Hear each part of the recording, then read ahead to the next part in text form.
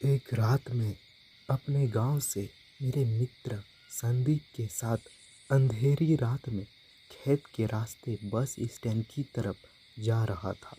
तो मेरे मित्र ने कहा, दोस्त थोड़ा जल्दी चलो, इस खेत से अगले 2 खेतों तक थोड़ी समस्या है। तो मैंने पूछा, क्या बात है? उसने बार बार बात को टाल दिया, लेकिन मेरे ज़्यादा दबाव डालने पर उसने पूरा किस्सा सुनाया। बहुत साल पहले अपने गांव से रात को इन्हीं खेतों से एक आदमी गुजर रहा था। रास्ते में वो पेशाब करने के लिए एक पेड़ के नीचे रुक गया। उसके बाद वो जैसे थोड़ा चला, उसे किसी बच्चे के रोने की आवाज़ आई।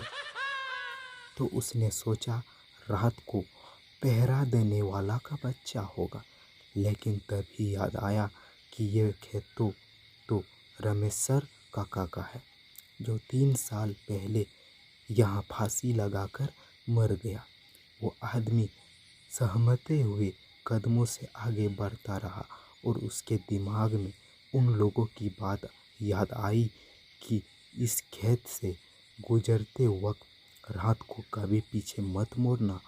कोई रास्ता पूछे तो उसकी आँखों और पाँव को मत देखना। कोई कितना भी बोले मत सुनना। ये सब बातें दिमाग में सोचने से उस आदमी की हालत बहुत बुरी हो गई और सोचने लगा कि उसने ये आने से पहले ये सब क्यों नहीं सोचा। वो जैसे जैसे आगे बढ़ता वैसे वैसे बच्चे की आवाज़ और जोर हो होती जाती और ऐसा लग रहा था जैसा वो उसके साथ ही चल रहा हो। तभी अचानक उसने देखा कि एक पेड़ से बंधे झूले में बच्चा लेटा रो रहा था। तो डरते हुए उसने आवाज़ लगाई कि ये बच्चा किसका है, लेकिन कोई जवाब नहीं आया। तो डर के मारे आगे बढ़ गया, लेकिन बच्चे की किलकारी सुनकर उससे रह नहीं गया और उसने पीछे मुड़कर देख लिया। तो उसने देखा वो बच्चा झूले में उसके पीछे पड़ा था। रहम के मारे उसने उस बच्चे को गोद में उठाकर भागने लगा।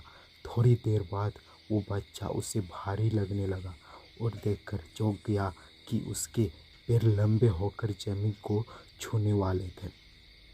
उसने घबराकर बच्चे को गोद से गिरा दिया।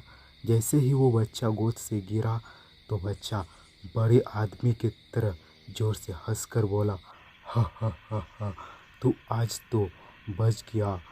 अगर मेरे पैर जमीन छू लेते तो तुझे आज यहाँ कोई नहीं बचा सकता। तेरी मौत तय थी। ये कहते ही वो बच्चा गायब हो गया। वो इंसान गिरते पड़ते घर तक पहुँचा और घर पहुँचते ही बेहोश हो गया। जब उसे होश आया तो उसने गांव वाले को ये सारी कहानी बताई।